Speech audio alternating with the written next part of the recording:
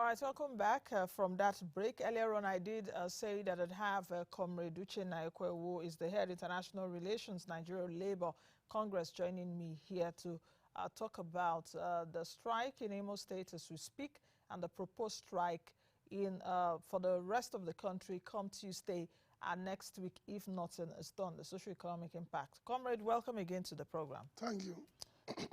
Okay, I mentioned earlier if you could just give me, a brief history of how we got here in Imo State, and let's take it from there.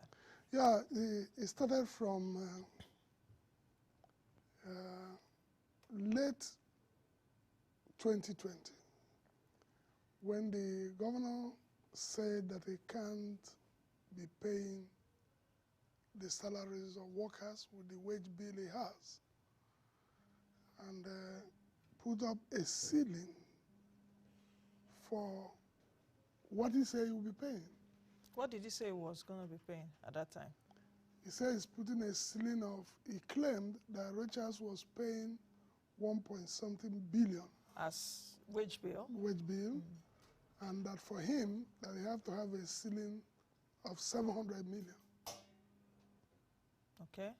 And did he give you a reason, perhaps ghost workers or something? Was no, there a first, reason? Cases where there are issues of maybe a governor suspecting that those working are more, or they are fictitious names. What they usually do is those who want to really do something right, do a joint verification with the workers' leadership. I remember vividly one very interesting experience was those days in Jigawa State. The then governor, Sule Lamido, had said he will sack 1,000 workers because he feels that it's over-bloated. And when we advised him that there will be a need to jointly do a verification, and he agreed. When he did it with the leadership of NLC, it might interest you to note that the leadership of NLC found out there were 4,000 fictitious names. And here the governor would have sacked 1,000 real human beings. So that's a classical example of somebody who wants to resolve a challenge. We wouldn't want fictitious names because it affects the workers. Now, but that approach was not taken. What happened is that some boys were gotten who works in computer. Once they program that money, they pay where it ends. They cut off. The other people are ghost workers. Then when we put pressure, no, you must pay workers, they'll do adjustment, pick other workers, and start paying. These other new ones become the new ghost workers. And this has been going on. And because this thing is not going through the system keep running, giving those workers who have not received salary for 11 months, sending them forms to fill on the assessment for promotion. Some actually get promoted when they are officially termed as good worker, a headmistress in a school, who teaches in that school, who is practically in that school, is termed as ghost worker, and is not paid for months. So this, we told the governor, this is not correct. So we had a meeting with him, trying to find a solution. And he started by saying, no, to even go forward, that is not ready to work with the chairman of NLC. That he has somebody he wants to be the chairman. Did he tell you this categorically? Yes. In your meeting? Yes. He actually brought somebody from the local government workers union, from his own local government, and said, this is the NLC chairman I recognize. The irony of life is that the man he rejected and refused to work with the NLC chairman who was threatened to the point that the man officially wrote us that he's going on leave and ran away to Akwa Ibom and cross river to dwell for 2 years for security, have been brought back now by him to be his advisor on labor. So an agreement was signed in January 2021 to the effect, because teachers and local government workers were the mostly affected. It might interest you to know that the person who led the NLC, because we hear all the insinuations now, people saying we are doing politics, it's good to put on record that the person who represented NLC in signing that agreement as deputy president of NLC is the present governor of Kebbi State. Okay. That agreement signed was reneged totally on by the governor of Imo State. Okay, the strike commenced earlier today in Imo State.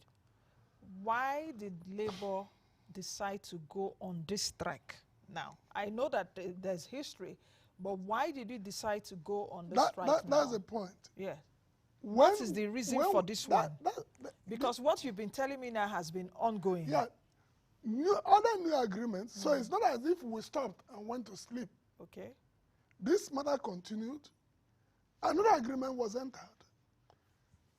Then the governor went ahead, broke down NLC secretariat built by his former predecessor, destroyed it. His talks took over there, and we're living in the secretariat. If you go there, pieces of papers of documents of the office is still there. We engaged him on that. That continued until March this year, when we conducted NLC election in the 36 states of the Federation, including FCT. The governor again brought somebody who he said he wants to be the chairman. Well, he decided to fund somebody. That's not a problem. But the person has to be voted by his colleagues, the workers. When he saw that the man was losing in the election, his talks and police physically went, disrupted the election, beat up the people, took the only state we've not conducted the NSA election that was a date all over the country is only in Imo. Now, you said that the governor allegedly sent talks to break down your office. Is it that the NLC does not have an office now in Imo State? Is that what you're saying? That you don't have a fiscal structure? We have a fiscal. I said his president built us a structure. Yes, which you claim now that he allegedly destroyed. Yes. So we even symbolically said that we must meet in our secretariat. The secretariat is not for you, because if you go there, it's still there.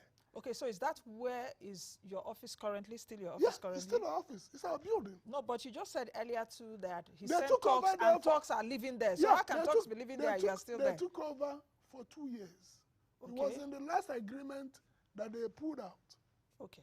Okay, now. That's the only concession that happened in the last agreement. Okay.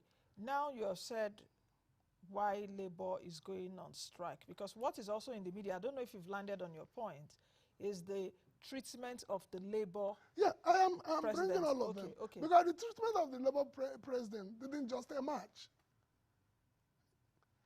The salaries have not been paid up to now. More people are owed. From when to when? Like I told you how the thing starts. It varies. Yeah. Some months, some people will be paid. When there is pressure, those people's name might enter the payroll.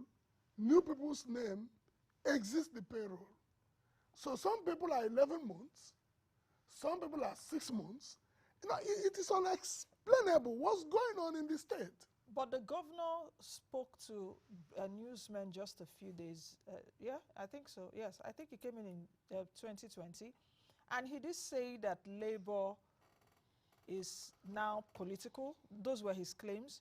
He also mentioned that he is paying a minimum wage of 40,000 naira. He also mentioned that there is nobody that is being owed in Imo State as we speak. That came in from the governor.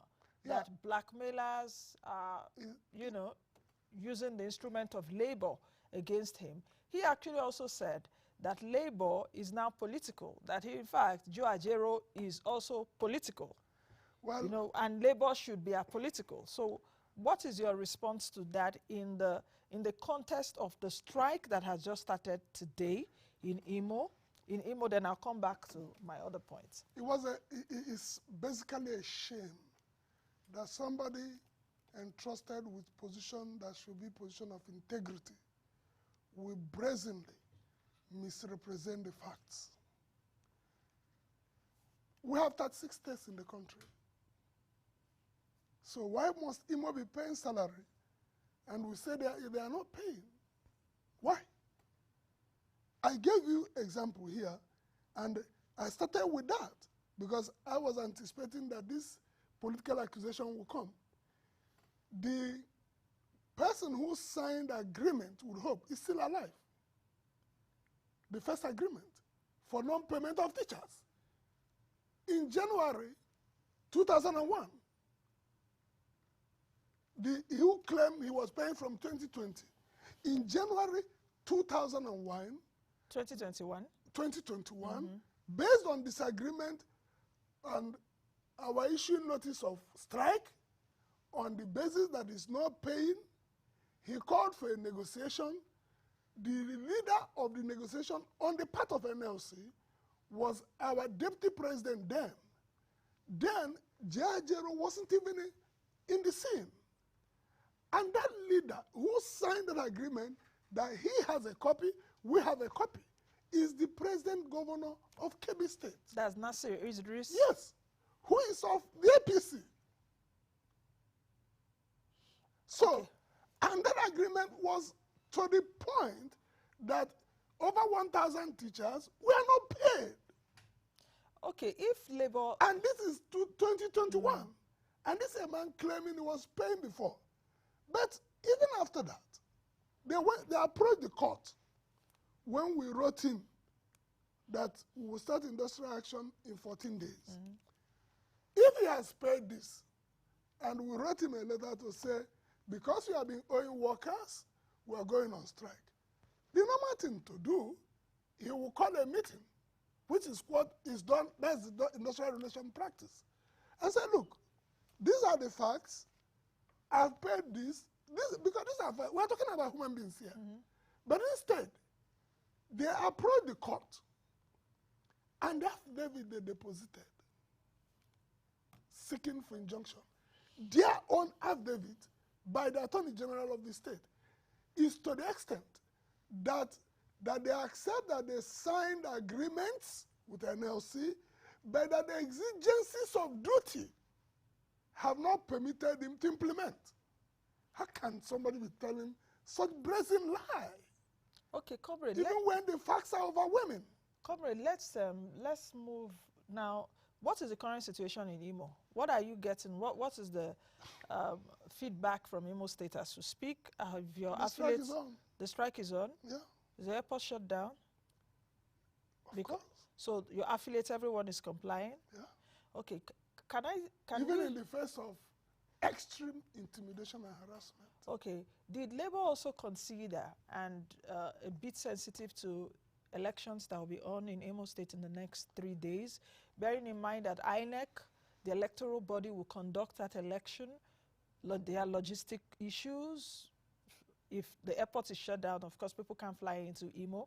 I guess your affiliates to perhaps the NURTW or those affiliates of yours that are also involved in logistics and all of that won't be able to have access to Imo State. Perhaps even if they have access, logistic issues will make them late, and there's an election that will be on there. Nigerians also, Imolites, need to exercise their franchise on Saturday.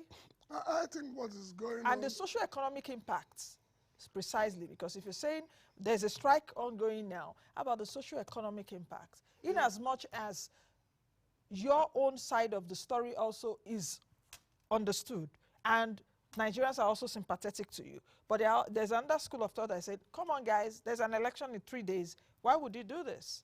Okay.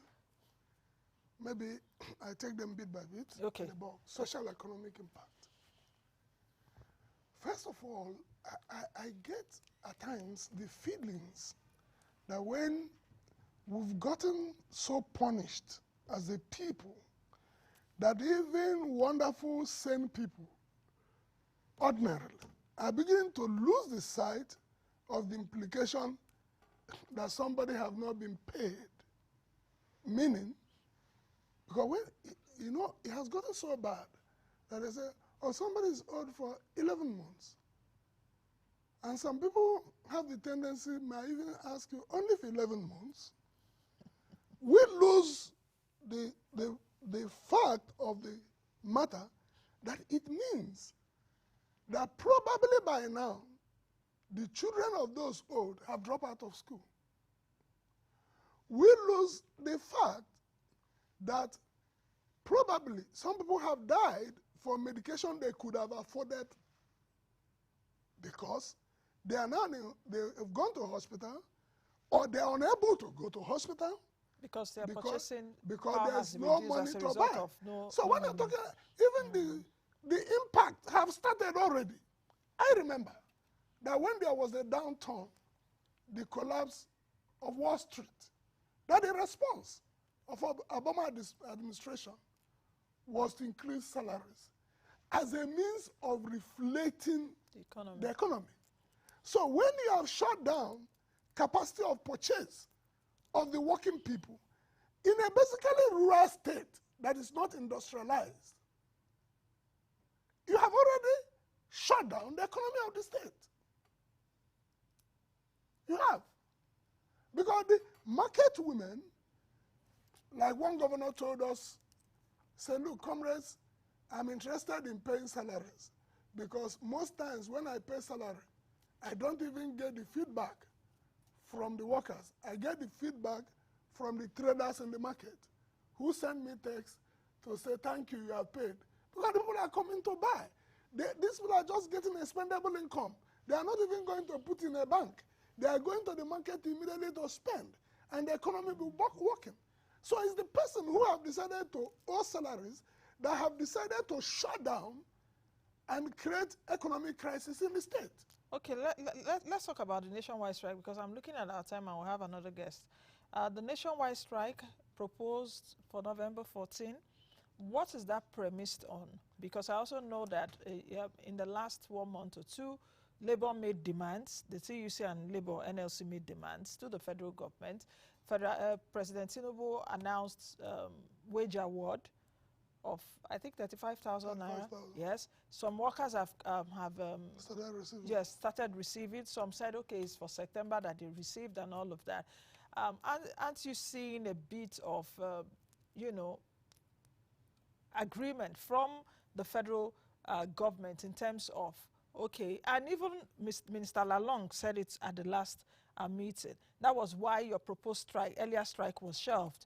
Now, why are you proposing the strike for next Tuesday when there is a seemingly, you know, positive coloration from the federal government? Yeah, why is this strike for November 14? Yeah, it's for solidarity with IMO workers. Not for the federal government? No. It's solidarity with the IMO workers. Oh, solidarity for the IMO workers. Our slogan is injury to one, injury to all. Even you, Nancy, working in AIT, you alone can make us go on a national strike. If we exhaust all discussion and your management is adamant, we will have no other recourse than to push. As I'm talking with you, I'm sure the government would have gotten so much from international bodies of workers over the IMO issue. They have been writing.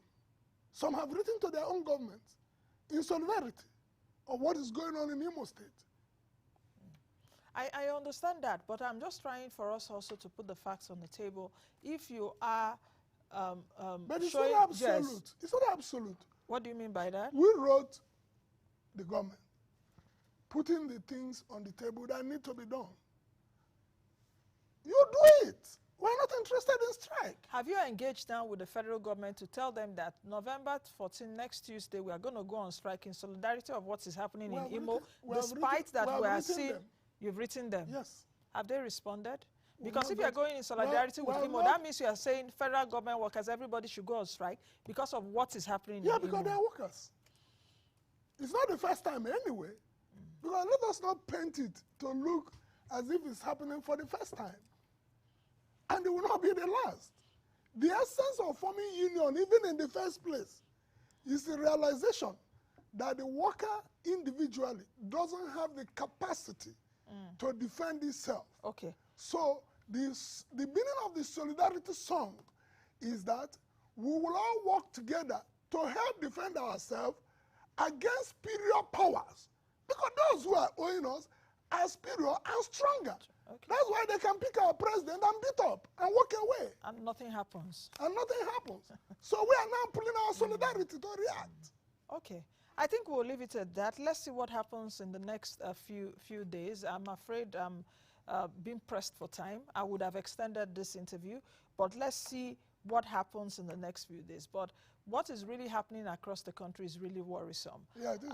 It is actually worrisome. If the governor is saying that I'm paying and I'm paying promptly and my minimum wage has been increased to 40,000 naira, and Labour is saying that is not happening, perhaps, of course, as media, we would also verify from the workers in Imo State and definitely from our reporter in Imo State.